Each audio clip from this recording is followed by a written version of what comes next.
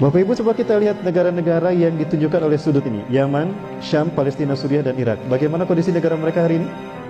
Sudah berdarah-darah belum? Sudah berdarah-darah? Yakin? Sudah berdarah-darah? Sepakat. Kalau ini mengarah ke Yaman dan sudah berdarah-darah, kalau ini mengarah ke Suriah dan sudah berdarah-darah, kalau ini mengarah ke Irak dan sudah berdarah-darah, lalu Rukun Hajar Aswad yang ada darahnya tadi mengarah kemana? Mengarah kemana Bapak Ibu? Boleh kita lihat sama-sama ya? Ke Wamena? Kayaknya memang sudah berdarah-darah. Jadi kemana kan? Indonesia.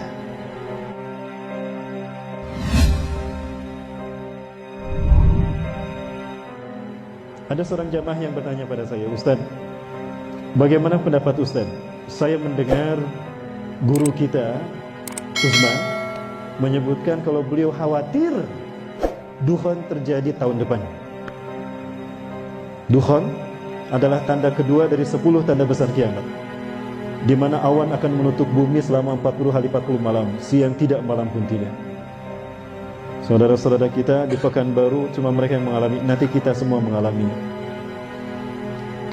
Nah, beliau melihat pertama ada hadis Rasulullah SAW terkait dengan apabila pertengahan Ramadan jatuh di hari Jumat.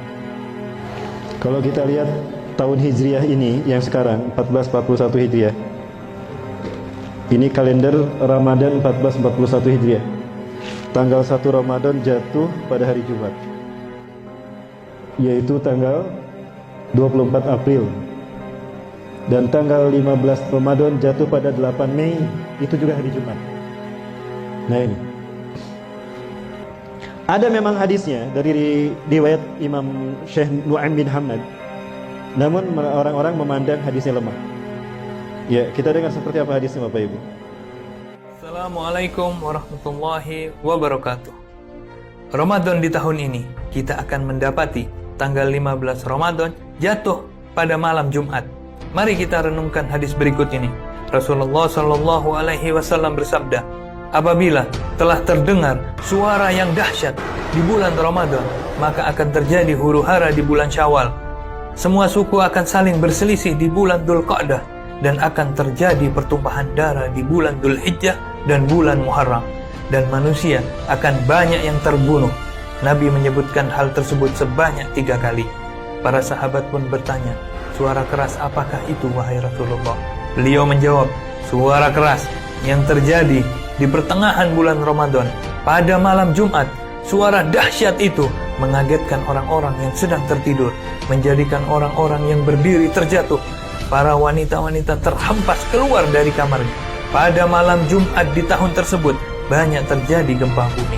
Jika kalian telah melaksanakan sholat subuh di hari Jumat pada pertengahan bulan Ramadan tersebut, masuklah kalian ke dalam rumah-rumah kalian, tutuplah pintu-pintunya, tutuplah lubang-lubangnya, lindungi diri kalian dengan selimut, tutuplah telinga kalian. Jika kalian merasakan adanya suara yang dahsyat, maka sujudlah kepada Allah dan ucapkanlah Subhanal Quddus, Subhanal Quddus, Rabbanal Quddus. Barang siapa yang melakukannya, niscaya akan selamat, dan yang tidak melakukannya, niscaya akan binasa. Hadis ini diriwayatkan oleh Nu'aim bin Hamad di dalam kitabnya Al-Fitan. Kapankah hal ini akan terjadi? Apakah malam Jumat tanggal 15 Ramadan esok? Wallahu a'lam bissawab. Hanya Allah lah yang maha mengetahui. Ini yang pertama Bapak Ibu sekalian. Memang hadisnya dhaif. Nu'aim bin Hamad ini dipandang lemah oleh para ahli hadis. Lemah dari sisi pribadi beliau. Namun kalau kita lihat di dalam Sahih Bukhari, ternyata pernah ditemukan oleh Dr. Muhammad Amin Muhammad Jamaluddin dari Timur Tengah, bahwa Imam Bukhari mengambil sanad jalur periwayatan dari Nu'aim bin Hamad. Dari Nu'aim bin Hamad diambil oleh beliau, ditempatkan di kitab Sahihnya. Artinya di mata Imam Bukhari dan paling atas tingkatan validitas hadisnya, doptil hadisnya, itu mengatakan beliau tidak begitu lemah. Artinya ada kemungkinan sahih dari segi pribadi, dari segi sanad. Kedua, apabila hadis dhaif terjadi dalam kehidupan nyata, maka berubah menjadi sahih lidatih. Dan saya khawatir ini terjadi memang tahun depan. Artinya tahun 1441 Hijriah. Dan kalau Bapak Ibu lihat, Imam Mahdi kata Rasulullah akan diutus di saat di musim haji banyak terjadi huru-hara. banjir darah sampai bulan Muharram. Tadi hadisnya menyebutkan. Ya sesuai dengan hadis sahih yang lain, ternyata hadis ini sama. Apabila terdengar suara dahsyat di pertengahan Ramadan, misalnya hari ini hari Kamis, besok Jumat. Nah, maghrib itu udah masuk hari Jumat, itu sudah 15 Ramadan. Ya, maka akan terjadi huru-hara di bulan Syawal. Para kabilah akan berselisih dan bertikai di bulan Zulqa'dah. Akan terjadi pertumpahan darah di bulan Muharram dan di bulan Zulhijjah dan Muharram. Zulhijjah musim haji. Imam Mahdi akan diutus setelah terjadi banjir darah di Mekah, di sekitar Masjidil Haram dan Ka'bah. Akan terjadi banjir darah. Kenapa? Karena ada 3 putra mahkota yang berkelahi, berperang, berebut kekuasaan setelah meninggalnya seorang raja. Apakah tahun depan Raja Salman akan meninggal jika Imam Mahdi akan diutus tahun depan? Wallahu a'lam bishawab. Bapak Ibu, kita mendengar pengawal pribadi Raja Salman meninggal karena ditembak. Itu oleh temannya, katanya cekcok. Itu kamuflase menurut saya. Berita yang terbaru dan terakhir yang saya dapatkan, itu meninggal karena menghalangi Raja Salman dari upaya pembunuhan. Kenapa diberitakan seperti tadi? Untuk menutupi kebenaran hadis ini. Kalau Raja Salman adalah raja terakhir dari Raja Arab yang apabila meninggal, akan ada 3 putra mahkota yang berselisih. Itu kata Rasulullah SAW. Yaktatilu salasatun inda kanzikum. Akan ada 3 orang laki-laki berperang di sekitar kanzun kalian, Ka'bah kalian.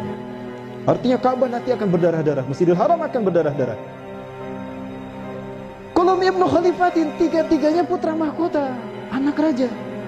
Sama la yasiru ila wahidin minhum, tapi tidak satu pun dari mereka yang berhasil menjadi raja. Kenapa? Karena yang jadi raja adalah Imam Mahdi. Imam Mahdi, kata Rasulullah, diutus di usia 40 tahun. Ada satu hadis yang mungkin Bapak Ibu pernah mendengar, mudah-mudahan mendengar. Bukan hadis ini kejadian nyata. Kejadian nyata dari Ustaz Zulkifli Muhammad Ali. Boleh saya perdengarkan? Ustaz Zulkifli Muhammad Ali, guru kita semua, semoga Allah menjaga beliau. Allahu yahfazuh.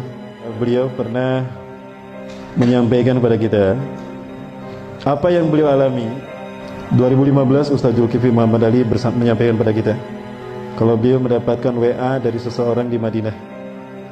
WA ini berisi pernyataan, Ustaz, saya Fulan bin Fulan, saya tinggal di Madinah sudah 20 tahun. Saya belajar ilmu hadis di Madinah. Kemudian saya berteman dengan seseorang yang ciri-cirinya persis seperti disebutkan Ustaz tentang Imam Mahdi, baik ciri-ciri fisik ataupun ciri-ciri akhlaknya.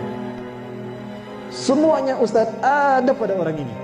Mulai dari alisnya yang indah, lurus, mulai dari warna kulitnya yang hitam, orang Arab, mulai dari tubuhnya tubuh orang Israel, mulai dari hidungnya yang mancung, aknal anfu, mulai dari bariqas sanaya, mulai dari giginya depannya yang jarang, sampai ada tai lalat di pipi kanan, sampai ada tanda kenabian di punduknya, dan kedua pahanya kecil, sampai detail seperti itu. Aku melihatnya Ustaz, 20 tahun aku berkenalan, berteman dengannya, bersahabat dengannya, dan dia keturunan Rasulullah SAW. Ulama-ulama di Madinah melindungi orang ini. Dan ulama-ulama Madinah mengatakan pada beliau, Anda ini jangan-jangan Imam Mahdi. Kami ridho kalau Anda memimpin kami sebagai Imam Mahdi. Tapi beliau tawadu mengatakan, Ustaz, lastu mahdiyan ana ihda minal ansar. Persis seperti apa yang Rasulullah sabdakan. Aku bukan Imam Mahdi. Aku satu dari orang-orang Ansor. Itu nanti ketika dia menolak untuk dibayar. Itu tahun 2015, usianya 35 tahun. 2015, usianya 35 tahun. Sekarang 2019, berarti usianya berapa? 39 tahun. Imam Mahdi dibaiat di usia 40 tahun. Tahun depan usianya berapa? 40 tahun. Apakah betul berarti beliau hari ini belum berada di Suriah berjihad bersama kaum muslimin? Orang Indonesia ini diajak oleh beliau untuk ke Suriah, tapi beliau menolak. Aku ingin kembali ke Indonesia karena ladang jihadku Indonesia. Artinya beliau melihat Indonesia akan seperti Suriah, maka beliau memilih pindah ke Indonesia. Apakah Indonesia memang akan berdarah-darah, Bapak Ibu? Boleh saya memperlihatkan sesuatu? Baik, Bapak Ibu, saya perlihatkan sesuatu yang mudah-mudahan ini menjadi cambuk bagi kita untuk kita bersungguh-sungguh untuk kembali bertobat kepada Allah SWT. Amin. Baik Bapak Ibu, ini seorang mahasiswa mengajukan pertanyaan kepada saya dengan mengirimkan ini. Bapak Ibu, kita lihat ini.